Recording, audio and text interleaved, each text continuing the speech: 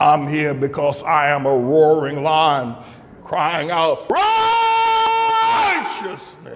The sign beside me off to my left shoulder there says that to the genocidal gentrifiers, Harlem is still a ghetto.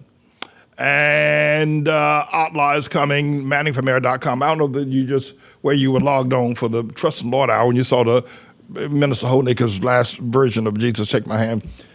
And the disparity of men sleeping on the streets, men with, all kinds of problems.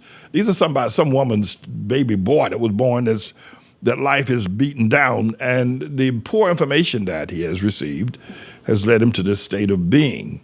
And there was a shooting of a 61-year-old woman. Let's see, this is 123rd, 10 blocks from here, going south. The direction which that man you see that's walking behind me now, 10 blocks going in that direction on this same street. Last week, a 60-year-old woman was shot in the head and killed as she was trying to break up a gang fight.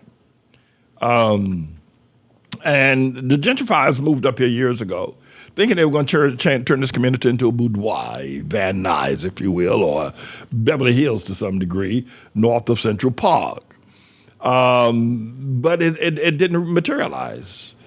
They thought that they were going to be able to take over but God wouldn't let them. Now they bought the property and truly they pushed all the Hamite people. Now they're black. They call themselves that.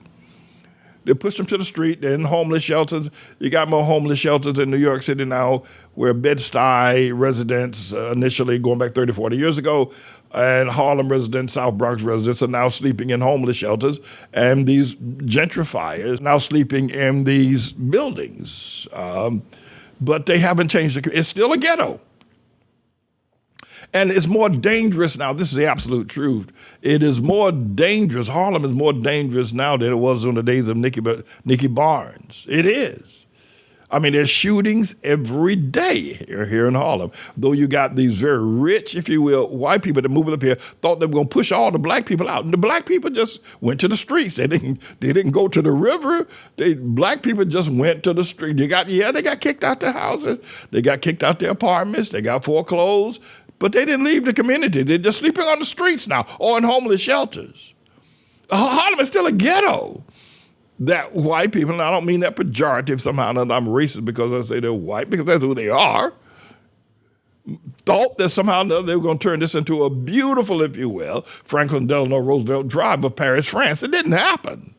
And it ain't going to happen. ATLAH is coming, and we will turn it into a beautiful community, and I'm going to tell you about the arch that we're going to be building and erecting. Imagine that. I remember when I was in North Carolina, I built a log cabin when I was living out in the woods, out there in a place near Panthers Ford, Bowie, North Carolina. I built a cabin, and now I'm going to build an arch.